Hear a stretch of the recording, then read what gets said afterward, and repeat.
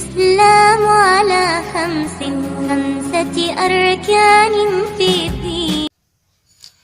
अस्सलाम वालेकुम वरहमतुल्लाहि वबरकातुहू। आप देख रहे हैं ए रहमान ऑफिशियल। मैं आपका भाई आरिफ रहमान। पश्चिम बंगाल में इलेक्शन का जो सिलसिलावार और एक दूसरे पार्टियों पर हमला और इल्जामात के दौर का आगाज हुआ है, क्या कहने। तो चलते हैं। पश्चिम बंगाल में आने वाले कुछ ही दिनों में विधानसभा चुनाव के लिए वोटिंग की जानी है। वही राजनीतिक पार्टियां एक दूसरे पर लगातार हमलावर हो रही हैं और हमला बोला जा रहा है। कहीं पर देखा जा रहा है कि भारतीय जनता पार्टी के जुलूस या जनसभाएं की जा रही है, ऐसे में टीएमसी के लोग हमला करते हैं। अब बास इलाके में देखा जाता है कि भारतीय जनता पार्टी के कार्यकर्ता और अन्य दल और टीएमसी के सम्मेलनों में वो अपने हमला कर रही है। तो ये आए दिन खबरें आती रहती है। जो जहां जैसा मौका पाता वैसे अपना काम कर रहा है, जो दुख देनीय बात है, अच्छी बात नहीं है, बहुत गलत है। पश्चिम बंगाल की मुख्यमंत्री ममता बनर्जी दीदी ने भारतीय जनता पार्टी पर निशाना साधते हुए बोली है कि भारतीय जनता पार्टी दुष्ट और गुंडों की पार्टी करार दिया है। ऐसे में जहां पर नंदीग्राम में एक विशेष केंद्र बना हुआ है, जहां पर टीएमसी के सुप्रीमो ममता दीदी बनर्जी ने इलेक्शन लड़ने का घोषणा किया है और उसके बाद शुभेंदु अधिकारी जो भारतीय जनता पार्टी के नए और मुख्य चेहरा हैं, वो भी वहीं से लड़ रहे हैं। तो ऐसे में देखा जा रहा है कि नंदीग्राम में काफी टकराव हो रहा है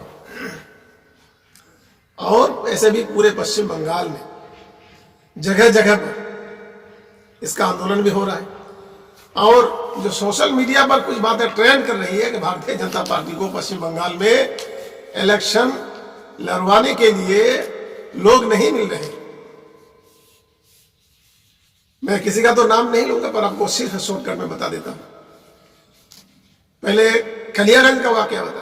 कलियागंज में जब एक आदमी ने भारतीय जनता पार्टी से नामांकन दाखिल किया इलेक्शन लड़ने के लिए, उसकी बीवी ने उसका विरोध किया।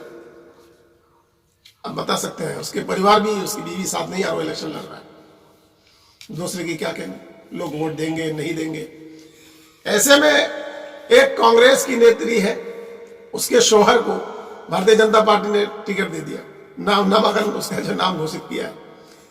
वो भारतीय जनता पार्टी कह रही इलेक्शन लड़ लो, वो कह रहा नहीं, मैं तो हूं ही नहीं भारतीय जनता पार्टी से, मैं तो टीएमसी का कार्यकर्ता हूं। भारतीय जनता पार्टी कह रही ले लो लड़ लो, तो नहीं मुझे नहीं लड़ना। ऐसे ही और एक वाकया है, जो टीएमसी की नेत्री है उसका नाम लिस्ट में डाल दिया। भारतीय जनता पार्टी कह रही है टिकट ले लो लड़ लो, वो कह रही नहीं बाबा नहीं, मुझे नहीं लड़ना है।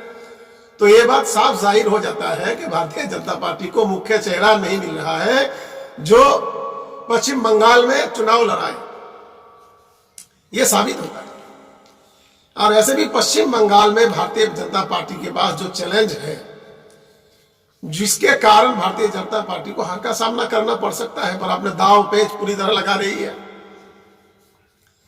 कुछ इलाके ऐसे हैं जहां से लगभग 150 विधायक सीटें हैं, विधायकों की सीट है, और इन इलाकों में भारतीय जनता पार्टी की चवन्नी भर भी पकड़ नहीं है।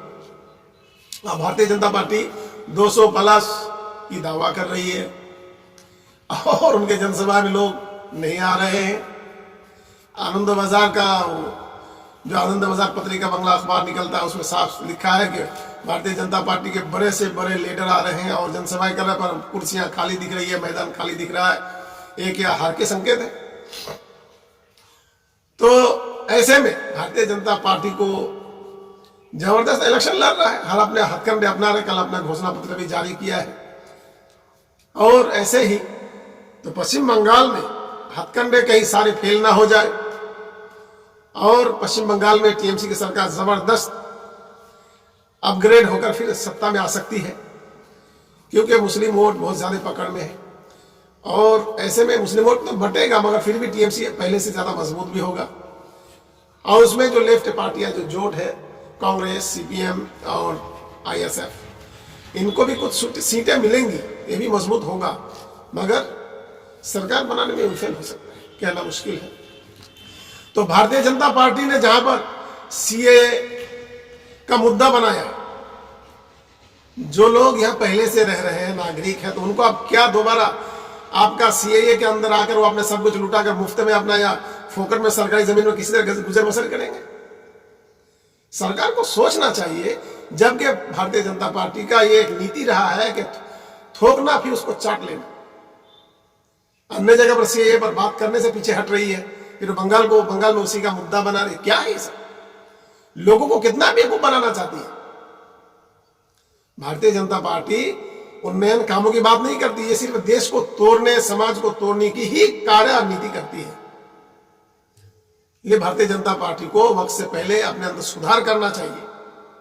बंगाल में कुछ मुस्लिम लीडरों को टिकट दे देने से कई लोग भारतीय जनता पार्टी को वोट नहीं दे देंगे, क्योंकि इस वक्त भारतीय जनता पार्टी की पोल पट्टी खुल चुकी है। लोग समझ चुके हैं कि हिंदू मुस्लिम और मंदिर मस्जिद ही इसके सियासत है। उन्नयन से कोसों दूर है, तरक्कियात कामों से कोसों दूर है।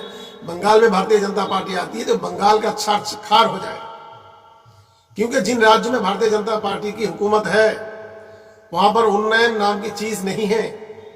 दीनदार कत्ल होना, रेप के खिलाफ, छेड़छाड़ के खिलाफ आवाज उठाना तो उस पर उसको कत्ल कर देना, उसके रेप करना और ऐसे में केस दायर करने, केस को नहीं लेना,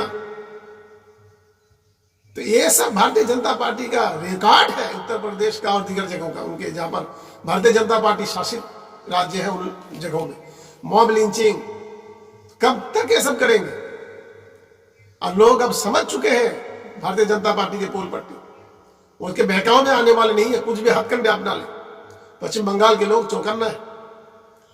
तो ऐसे स्थिति में पश्चिम बंगाल में TMC सरकार बहाल होगी, और TMC सरकार भले ही अपने वादे किए हुए वादे भूल गई है, मगर उसके बावजूद भी उन्होंने जो उन्नयन का काम किया है, लोगों को जो राहत देने की बात की है और कर रही है, फिर से अपग्रेड होकर आने के बाद जो करेगी, तो ये देखने लायक। तो इसलिए भारतीय जनता पार्टी को हर तरह से ममता दीदी का सामना करने लायक नहीं रहा।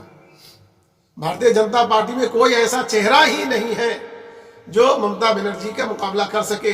ममता बनर्जी के जैसे फेवरेट और पसंदीदा नेता भारतीय जनता पार्टी में कोई है ही नहीं पश्चिम बंगाल में जिसका नाम घोषित करे।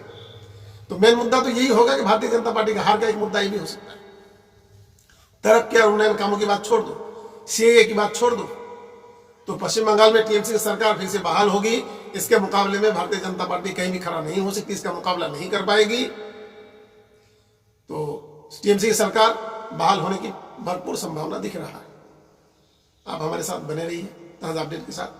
अस्सलाम वालेकुम रहमतुल्लाहि व बरकातहू। भाई का चैनल सब्सक्राइब कर दो, बेल आइकन का घंटा जोर से दबाओ ताकि हर वीडियो भाई का तुमको सबसे पहले मिल जाया करे।